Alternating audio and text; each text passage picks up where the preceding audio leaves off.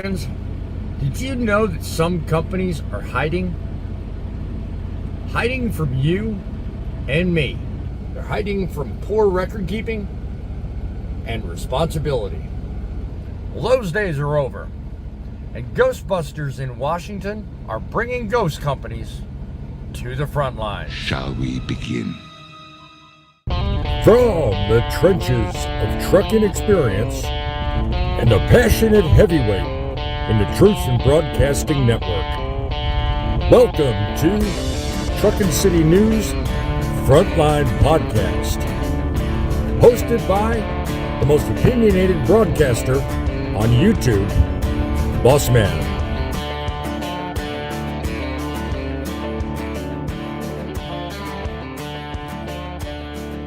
Heidi ho, once again, another great show on an average Wednesday about to unfold before you. Heidi ho, everyone, everywhere. Glad you're tuning in from Driving with John's channel, Midlife Trucker, Grumpy Old Trucker, whomever's channel you are watching from. Welcome. You are on the front lines. We are changing the landscape of trucking one show at a time, run by a network of drivers. Between me, John, Midlife, Grumpy, we are all passionate and believe in the power of the Truth in Broadcasting Network. That is my creation. That is my hope that one day we can make trucking great again.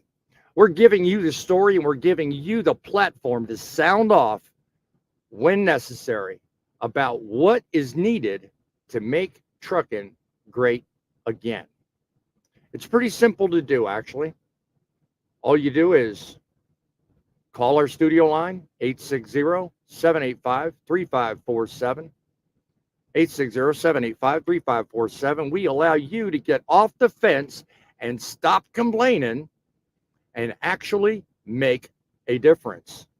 You can also leave a comment here in the chat. We welcome all feedback, whether you like the show, whether you don't, whether you like what we're talking about. If you think you've got something to add, by all means, put it in the chat. If you're watching us on the replay, please go down below. And after you've hit the like button on whomever's channel you're watching on, go down below and put a comment. Talk about how passionate you are about trucking in this day and age. I have with me an exciting panel of regular guests that are just as passionate about trucking as I am. They come to you week after week. They deserve all kinds of attention because you know what? This show would not be the show without them. We come to you twice a week on Wednesdays and Saturdays. Be sure and check us out 11 a.m. on Saturdays, where we once again come to you with the front line, the issues, and hopefully solutions that make sense. Let's welcome in our guests. Our panels include that of the Grumpy Trucker. How are you doing today, my friend? I hear you're having some issues. Yes, mechanical issues. Once again. Never-ending frustration for the lifestyle of Grumpy Old Trucker.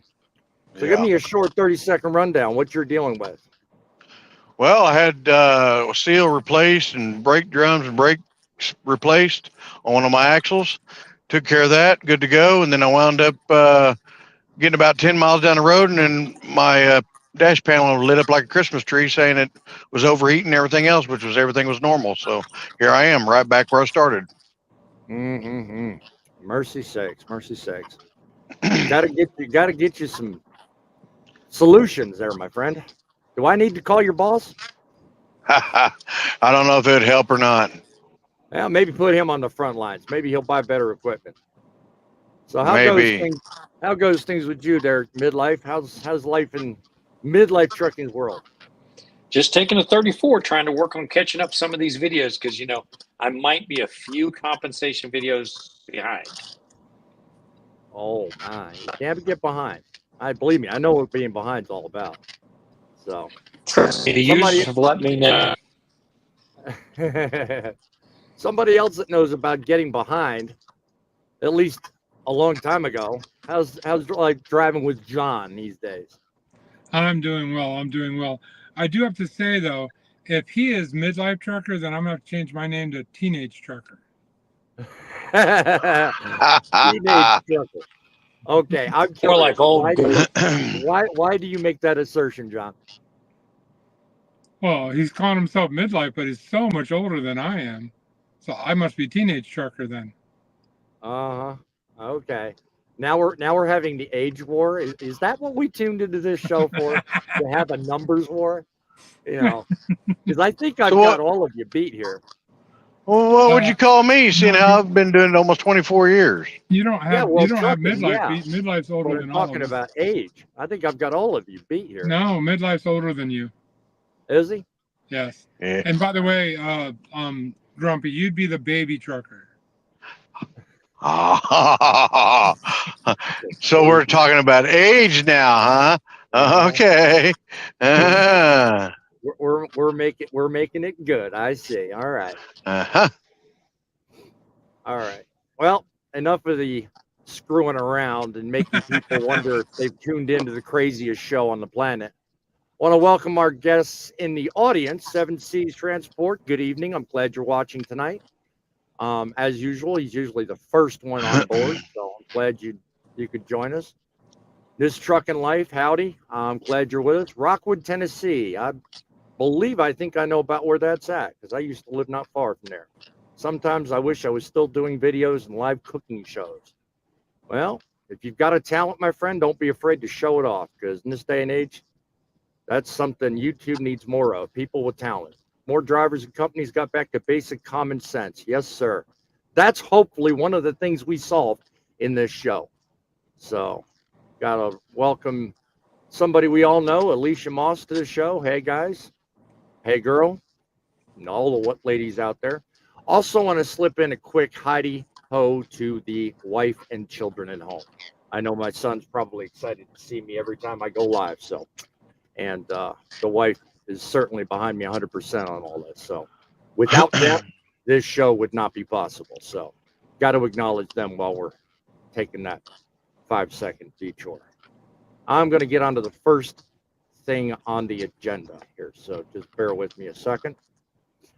The FMCSA chief has changed guard. We now have a fella not exactly somebody that's let me start over. Change of guard at the FMCSA. Department of Transportation has appointed a man named Ben White, the acting chief of artificial intelligence, as the new acting administrator of the FMCSA. White, who has over a decade of experience in the federal DOT under the Obama and Biden administration, will continue his role as AI officer while he's doing this, something he's been doing since 2021.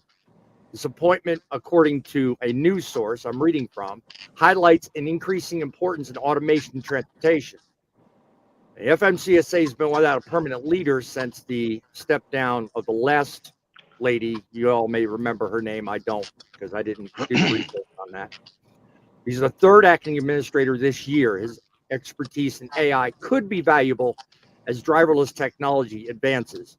Now, who all here is actually in favor of that? I don't. Most of the audience is, but it's a fact we have to deal with nonetheless.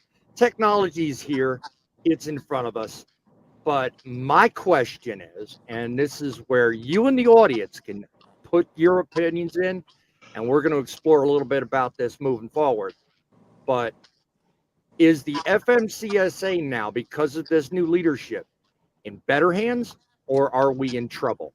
So, in terms of the answer to that question, what say you, John? What is your thoughts in terms of whether or not we are in a heap of trouble, or whether or not we have a better chance of getting things done here in the future? Well, as with any government agency, I don't think anything ever gets done, especially not quickly. I don't think a change of guard means anything, honestly. I don't care AI or non-AI. This guy is no different than any other bureaucrat that tells us how to live our lives. So, Yeah. sorry. No, Not hey, not good news coming from John tonight. Well, I mean, your opinion is just as valuable as anybody else's. I mean, I've seen some good positive feedback coming, not so recently, but it kind of gives me pause. I have to wonder. Now, as with any bureaucracy, there's always going to be issues. I live by the show me the money code. When they start making better decisions and start doing things that favor us, then I'll start saying yes. But until then, nah. Well, hang on tight, those in the audience, because we're about to highlight a story that kind of, I think, steers in that direction. But I'll let you, the audience, be the judge of that. What do you think, Grumpy? You think we got better days ahead, or do you think this spells kind of a recipe for disaster? Well, I kind of agree with what John just said. We're going to have to test the waters with him because, I mean, until he proves something, there's no really telling. I mean, because you can stick anybody in an office, and as long as they push pencils just right, they're there. Yeah. Well, I mean, the guy does have quite a dossier of experience, not just with what he did with the Obama and Biden administration, but he does have other criteria that gives him kind of a leg up. Now, mind you, it is AI generated. He's more the technological side, with his expertise. But it once again goes to, I've always said, and I'm sure that probably the next guest talking about this is probably going to agree with me. We do need some people in leadership that have experience in trucking. My God, they keep throwing these people with all these different titles and all these different responsibilities. When are they going to put a trucker or someone familiar with trucking behind the helm of an important agency like the FMCSA? What do you think, Tom? Why do we need to put somebody who's a trucker in charge of it? Do you want them to think like a trucker or think like a businessman? Do you want them to think like they're looking at things from a safety and a management perspective, or do you want them to think like a trucker? I want somebody to put in rules and laws that favor our industry rather than just those that are lining his pockets and say paying him donor special privileges and, okay, what can you do for my corporation? Let's not worry about the small guy. What do you think about that? Do you think there's a lot of that going on? I mean, in every agency. I mean, you can always join OIDA or the teams, give up your personal voice to join their corporate voice. That is an option. So are you a union guy? Absolutely not. The unions hold back strong employees. I think that we want people who can manage well at the top. We want people who understand how to get things done and not to let all the rules get in the way of getting things done. The problem we have is if we get the truck drivers up there making the rules, they're going to say, well, you can run 24 hours and that 10-hour break. The problem is every rule you make doesn't just apply to you. It applies to that guy who just got out of truck driving school, who's got no experience, can't tell you when he's too tired to drive, and is afraid to tell his dispatcher no.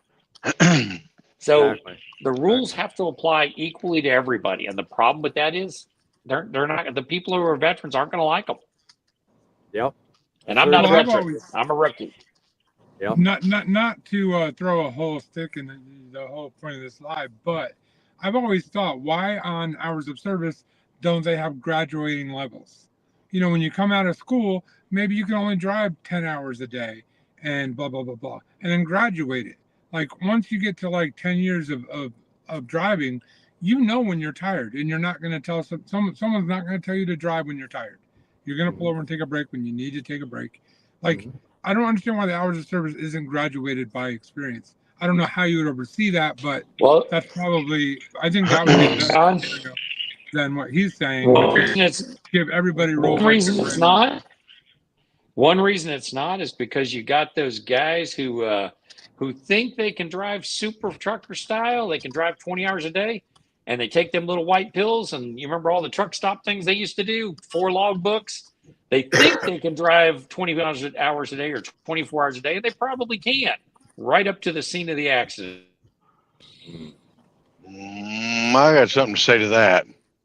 No, I disagree.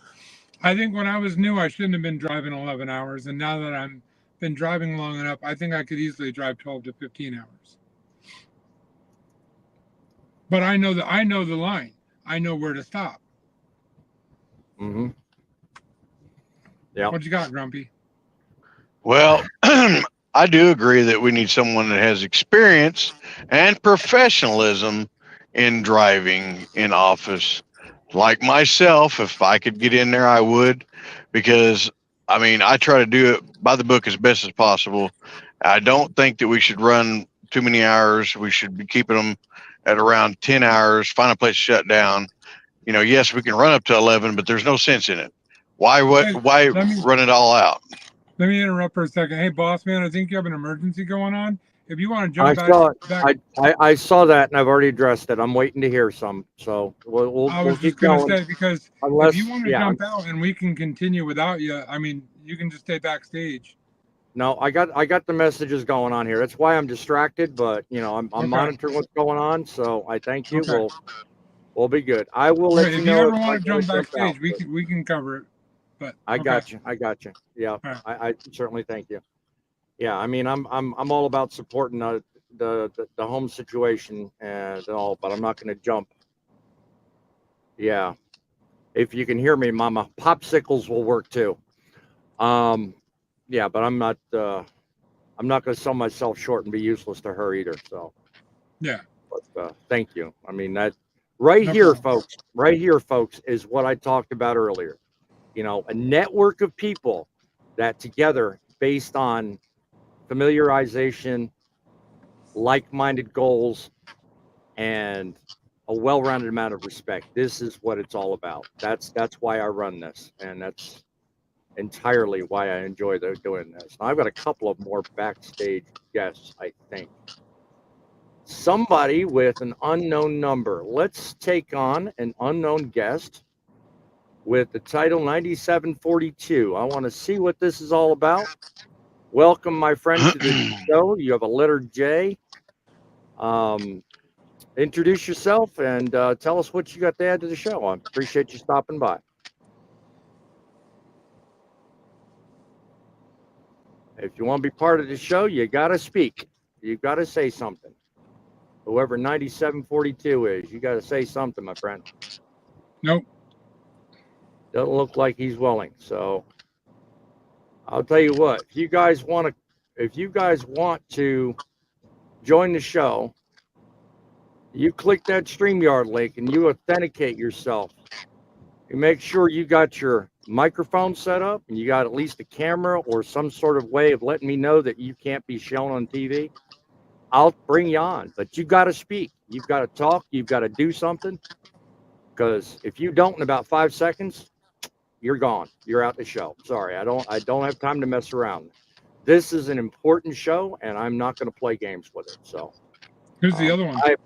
I do not mind people clicking that StreamYard link and becoming part of this show. Or you can look down below. You notice I got the studio line. You're welcome to call that line, and we'll entertain whatever you've got to say. You just got to speak up. So, anyway. I'm going to move on to story number 2, because I think story 2 plays into story 1. We've got new leadership. We've got a lot going on with the FMCSA. But if you ask me, it looks like we're headed in somewhat the right direction. And here's why. Involved in this horrific crash called Monique Trucking, and they're based in California. So since the June 11th crash in Conifer, the Federal Motor Carrier Safety Administration has been investigating and determined that Monique Trucking is an imminent hazard to public safety. 15-page order was issued to Monique Trucking just days ago, shutting down that business effective immediately. It goes on to say the company is egregiously non-compliant with safety standards and regulations and was cited with serious violations. The investigation found the following following violations: that Monique Trucking didn't have an alcohol or drug testing program in place for its drivers. The company failed to make sure drivers were qualified with proper licenses and training. And Monique Trucking did not have a system or even a log tracking drivers' hours. And the company also failed to inspect vehicles on an annual basis. Investigators say Ignacio Cruz Mendoza lost control of his truck, sideswiping 5 cars as he tried to pass them, and ended up jackknifed across the highway, spilling his load everywhere. 64-year-old Scott Miller was killed in this crash, and family says he was an awesome grandfather and they just want justice. Cruz Mendoza did not have a commercial driver's license at the time of this crash and has now been charged with careless driving. So that report also found that Monique Trucking had a history of evading these safety regulations by deactivating the company to try to avoid complying with safety regulations. That company was given 14 demands to implement if they want to get back up and running. Now that right there highlights a couple of key points I want to make sure everybody here knows. Now, when it comes down to regulations and when it comes down to getting the job done safely, it's everybody's responsibility, whether you're an individual or whether you're a company. You got to follow the rules. You got to do what's right. Okay? We already know the basic story, so I don't have to run through that again. But I will add this. The FMC's investigation revealed a laundry list. You saw it there. We're talking about maintenance. We're talking about safety measures. We're talking about just the basics of hiring people that are qualified to do the job, and a total disregard for drug and alcohol testing. All right. The man that run the company even admitted to tossing away paperwork that was, in his words, something nobody keeps anymore.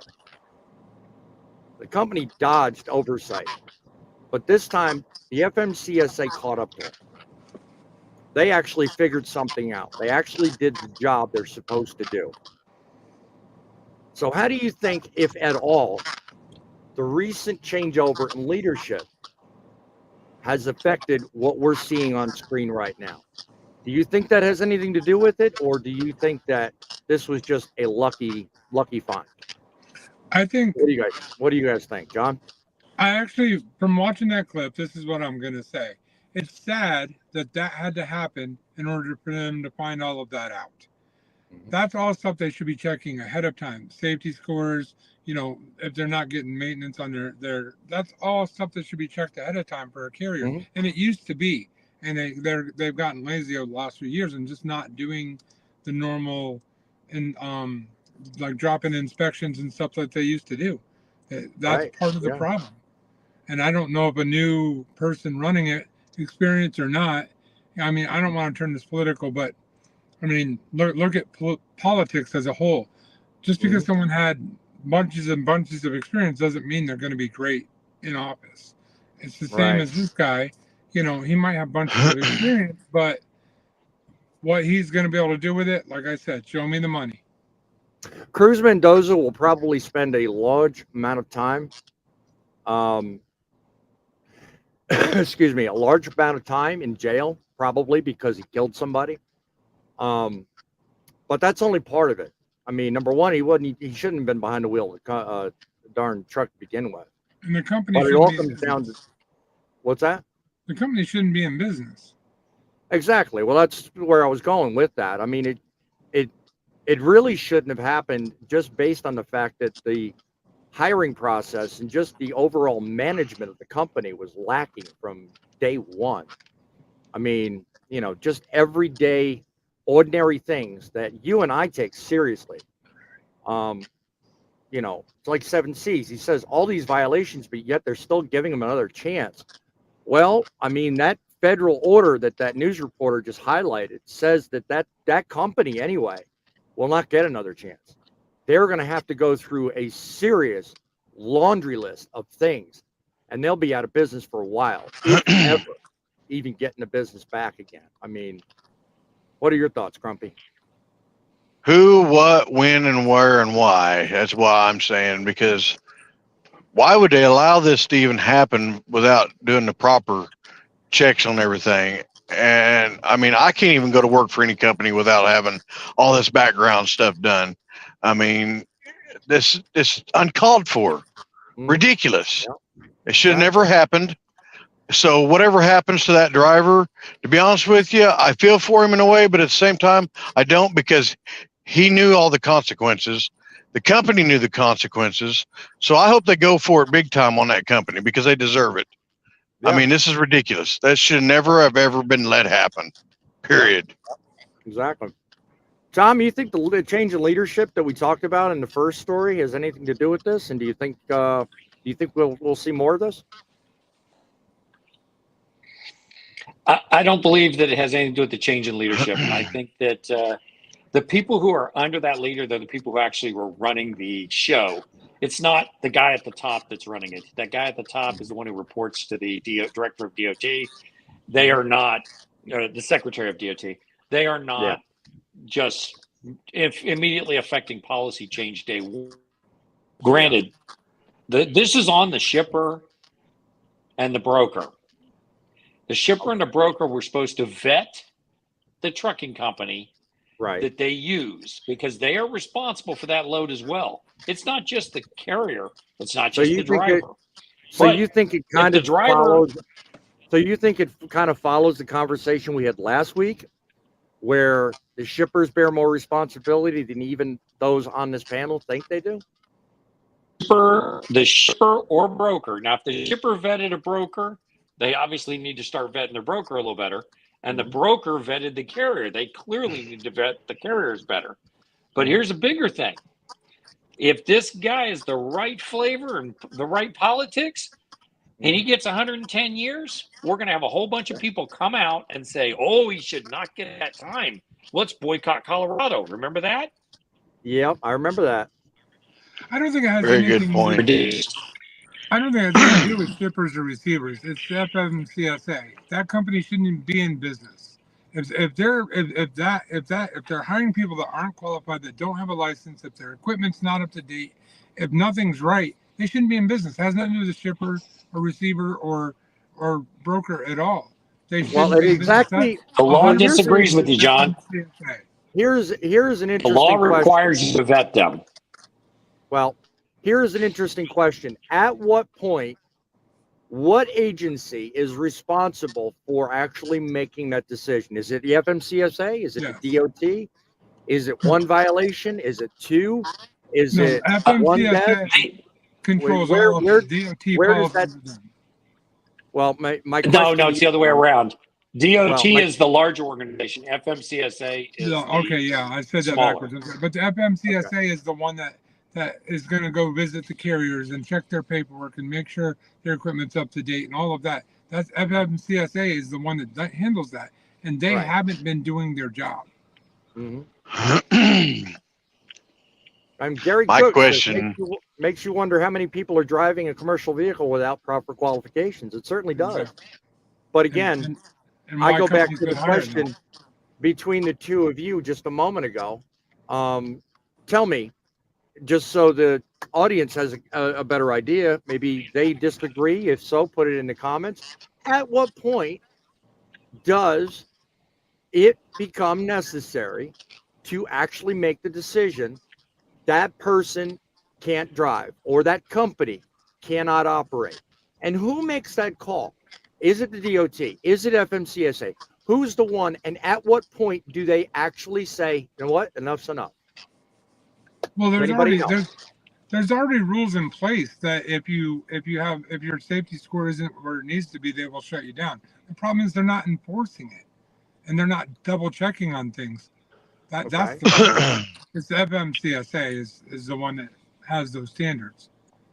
Now, do you think that goes part and parcel to the comment I made that Tom and I talked about at the start of this segment, where I said maybe it would benefit the trucking industry if we had a leader or set of leaders at these outfits that have actual experience, that knows what it means to run a safe company, to have a better and more appropriate CSA score, rather than let violation after violation after violation stack up. Because right now, these people that are running these outfits They're not truckers. They're lobbyists. I hate to They're be so corporate negative. executives. I hate to be Okay. so negative, but it's whatever back pocket they're in. If they're in the back pocket of the mega carriers, they're gonna do things to help the mega carrier. I hate to Right. sound like that, but that's just the reality of the world we live in. Right. Okay. Right. Well, boss man, think of it this way: if you're a one truck carrier and your driver gets pulled over, or maybe a two truck carrier, and your driver gets pulled over and gets 9 violations on the side of the road. He was speeding, he was in the wrong lane, he failed to signal lane change. He gets a whole list of gets put out of service. You're now 100% out of service. Mm-hmm. On the other hand, Swift gets 100 violations a single day. And I just use Swift. I'm not picking on them. I'm just saying they're one of the largest, or UPS or FedEx or Landstar. They get 100 violations in a month. They're still running a growth percentage and they look good. Right. Now, that's why it's on, and we are every step of the way is responsible because they're all parties. So every one of them has to be responsible. The shipper's got to make sure they're using a broker that's reputable. And the broker has to be sure they're using reputable carriers. Right. And if they're not, they wind up being a party to the lawsuit. Well, yeah, they're all to blame. But in trucking, when you're talking about a carrier that hires a guy doesn't have a license and their equipment's not up to date, that's FMCSA. But yes, legally and for a lawsuit, he is 100% correct. All of them are liable. Because none of them did their jobs. Right. Well, I want to know is how did they get a damn DOT number to operate if they didn't have all the stuff set up? A system or even a log tracking drivers' hours. Technical difficulties. You do not have to have a CDL to get a DOT or MC number. No. But you don't even have to know how to drive a truck. Well, here's the thing. To get a MC number, a DOT number, you do have to go through a process. They used to have a process where you had to, once you applied, it was like a 30 or 60 day cool-off period. Yeah, I was just going to mention that. And basically, that was where they vetted you to make sure that you were a legitimate carrier, that held the right insurance, that held everything you're supposed to have. They actually are getting rid of that cool-down period, which means it's opening the door for a lot more fraud. You can apply and have your MC number the next day and have drivers on the road committing horrible things on humanity, and it's going to be blamed on all the people that actually care about their jobs and the companies. Not good. Yeah, not good. Not at all. And just for the answer to the question down below, I'm going to play something real quick. Driving. So that report also found that Monique Trucking had a history of evading these safety regulations by deactivating the company to try to avoid complying with safety regulations. That company was given 14 demands to implement if they want to get back up and running. So the answer to your question, 7Cs, is yes, but 14 demands, think about that. It's going to take them a long time to even straighten that out. And I doubt seriously the same owner has that company, even if they met it, they probably come under a lot of scrutiny. Well, here's the thing. Who's going to go out and verify that they've all been completed? They could just submit paperwork saying they've all been completed and be on the road tomorrow. Who's going to check that? Yeah. Well, I see his concern, and it's mine too. I mean, because honestly, if they're hiring unqualified people, if they're not drug testing, if they're not maintaining their vehicles, they're going to do it again. You know, the end of the day, the whole purpose behind the safety recommendation system we have in place today is to learn lessons, and to operate safely. Well, also those things, you don't need to be in business. I also heard her say something about that they weren't in compliance with the electronic logging device either. So, I mean, who's at fault there? That's a major one. Yeah. So, Larry Schmidt adding to the conversation. He says, in some vehicles, you can drive if you own the vehicle. Without the same license, a hired hand has to drive the same vehicle. But who is hiring people that don't have qualifications?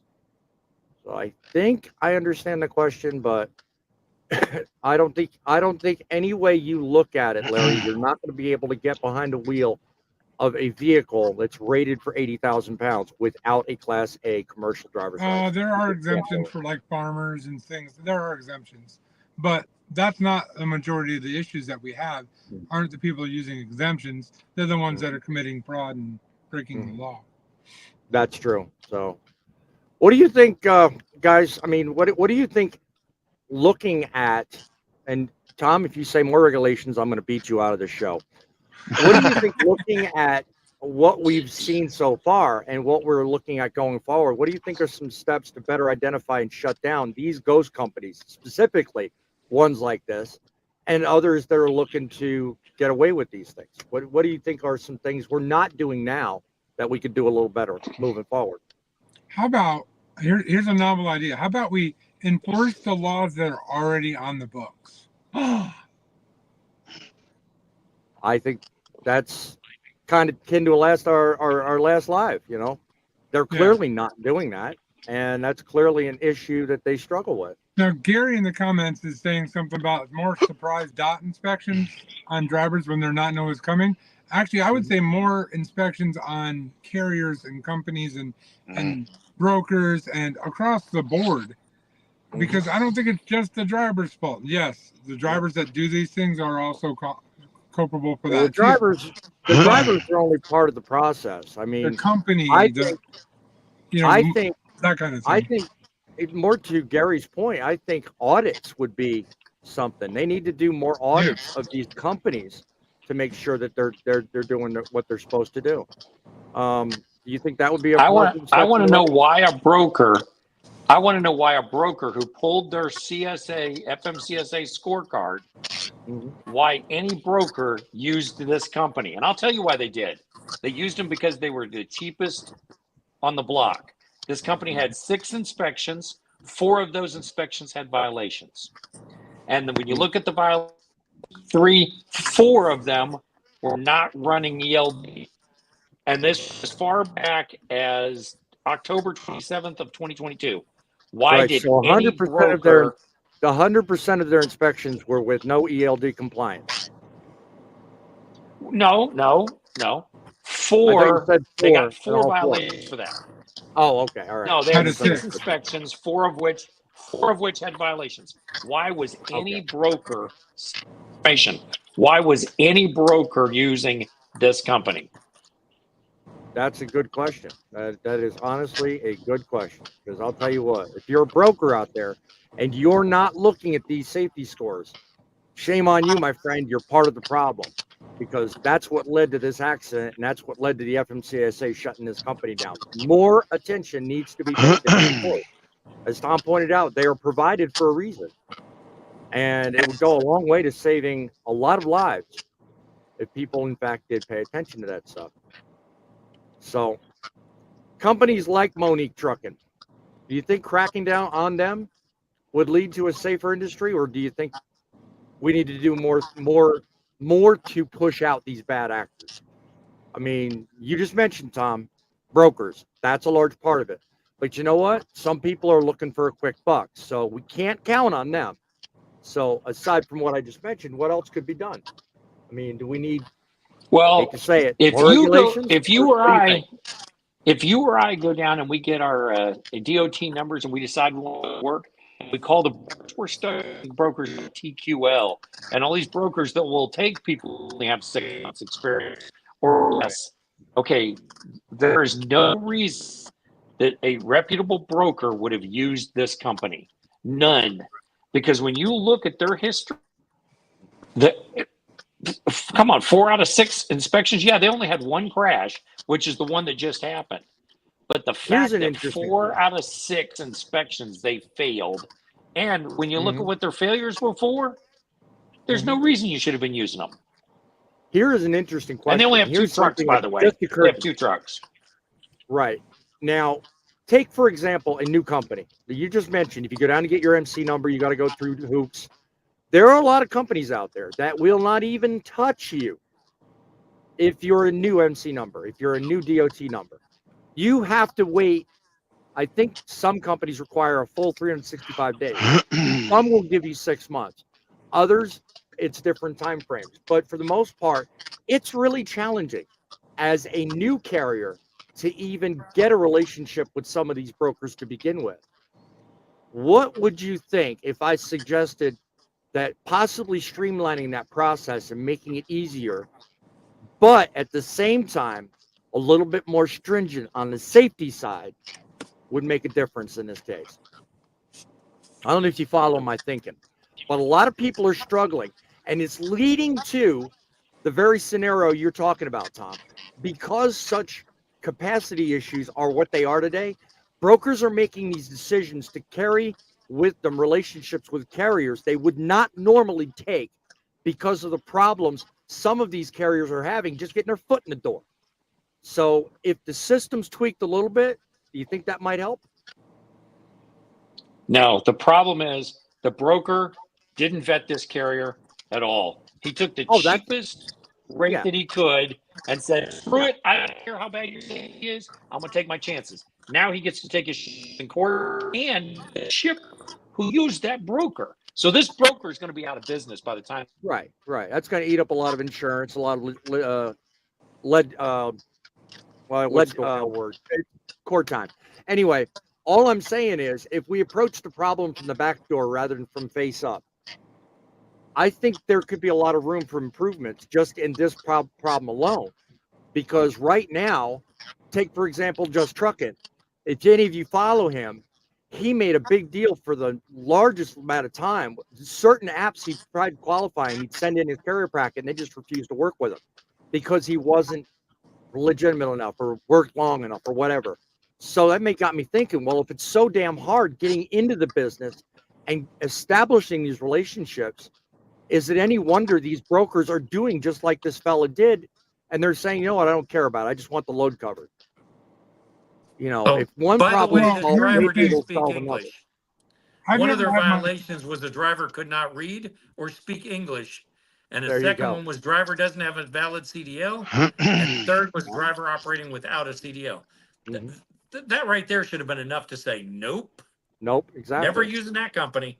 Yep, exactly. And those violations, the very first one of the driver not having a CDL was October 27th. We're talking about a company with two trucks. Wow. This is not some mega carrier. Right. This isn't Super Ego. Yeah. But it looks like they're a relatively new, maybe less than 3-year-old company, right? Yeah. Yes. They founded their company in October in 2022. They got their first inspection October. They founded the company in April. Yeah. So well, here's the thing. Go ahead, The way our system is set up, that exact company can have a new MC number and be running tomorrow. Yep. Just like pointed out to your right. It happens all the time. And it's part of, I guess, one of the shows I did was 2 weeks ago talking about carrier fraud and broker fraud. I mean, you know what? As quickly as somebody gets into trouble, they go right back out the door. They walk in the front door. They act like there's somebody new numbers, new everything, and boom, they're back on the road again. And you know what? Nobody ever questions it. You know, and it's something that I think the industry needs to pay a lot more attention to, because otherwise, you know, you're going to have more problems just like that. Just like 7C says, a freight hookup. 3 strikes and companies should be shut down. Think about that. I mean, how many of these, you know what, come to think of it, when you fill out, good point, by the way, Gary, when you fill out a DOT application form for your MC or your DOT application, don't you have to put your social or your EIN number? I always thought you did. You can get another EIN number in 15 minutes. Yeah. I was just probably say EIN numbers are a dime a dozen. Yeah, but those EIN, Tom, correct me if I'm wrong, aren't those EIN associated with your personal social though? No, they're not. No. Well, because I know mine was when I ran. That's because you had a sole proprietorship. The problem with 3 strikes. I actually did an LLC, but all right. The problem with 3 strikes and a company should be shut down. If it's a smaller carrier, I could kind of see that. But you get a company like Swift or FedEx or UPS, they're going to get 3 strikes in an hour. Because there's so many trucks on the road, that would never work. Yeah. I And, hate and to say a it sole like that. proprietorship, an LLC is still a sole proprietorship. A sole proprietorship means you're the owner and the person running the company. Yeah. Oh, okay. Yeah, because I dabbled in that to get the That's why YouTube yours and was all tied to your started, social so. security company. Now, I if know. you'd have had an S corp, it would not have been. And Okay. an LLC is only for tax purposes, really. Really, yeah. God, people got to learn how to back. Tom, you want to get drone footage? I mean, you come over here. This fella's about to take out a front bumper. I told you that would be an interesting place to park. All right. Everybody will be good to know the emergency seems to be working itself out at home. So I feel a lot better. I'm watching Right. that come across my screen. So no one has to worry, at least so far. So I will be in charge of that momentarily. Hey, look, I mean, you know what? Safety's a big thing. I mean, if you guys haven't figured that out by the run of shows I'm doing, I'm kind of a big guy when it comes to safety, dude. You're gonna flash, bang. I'm waiting. If you hear a large bang, you'll know what it is. 'Cause I'm Hurry, watching. quick! That's good footage. Yeah, right. Camera's not pointed in the right direction. John will swipe that up in a heartbeat. Right. You know, clearly some things need to be done, though. I mean, we could sit here all day long and point the blame at this new guy, you know, with FMCSA. We can point the blame at Pete Buttigieg. We can say, you know, Todd needs to change his outfit, or what's his name? Chris Spears needs to do different things, whatever. I mean, you know what? We can sit all day long and blame the leaders, but a large part of it is us. You know, I've said a while ago, and I stand on this principle. It always starts and ends with you. Guys, I have to check out. All right. John, I appreciate you being with us, buddy. Thanks for having me on. I really do appreciate it. I'll talk to everybody later. We'll see you next time. All Always right. remember, I'll put a truckers good. are people too. I was just going to say that. God bless you. Thanks for joining us, John. All right.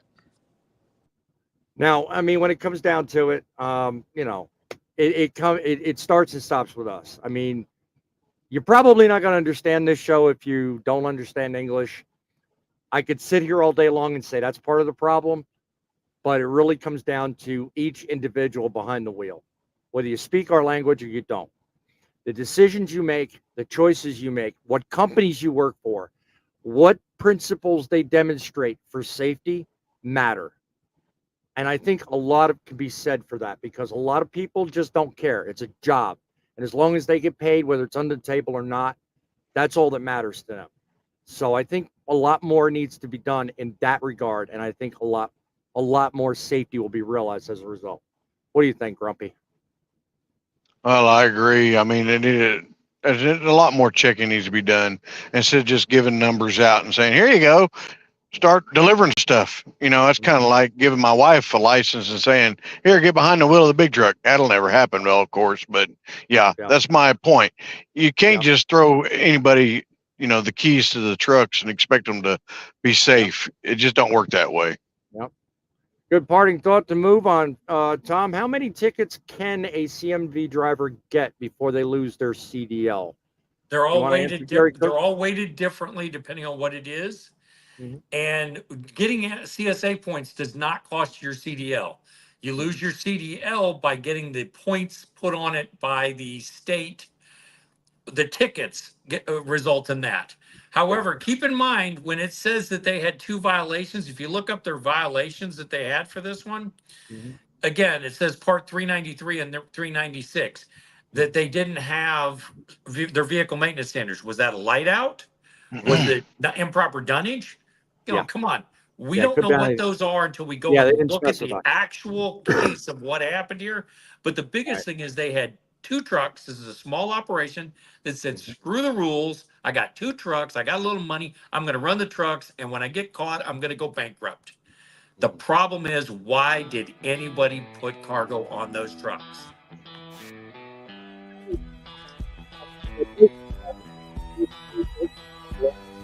Trying to answer. You know, I mean, at the end of the day, who knows really why these things happen? The revelation in today's story about Monique Trucking highlights an urgent need for vigilance and accountability. I, for one, say it's about time we do more, we pay better attention, and we keep the pressure on to continue this trend and get rid of these bad actors. End the free-for-all and making ghost companies and tarnishing the image of what once was a great profession. I think it's high time we get on the stick. Continue to support our channel, like this video. Go down, support your local creator. Driving with John, Midlife Trucker, Grumpy Old Trucker. All these people work hard to bring you the best in content. I want you to support them, me as well. It's the trucks that make the world move, but it's you drivers that make the difference. Unless and until things change, we'll be here talking about the issues, giving you the voice. Until that day, keep the faith, keep it real, and keep it rolling.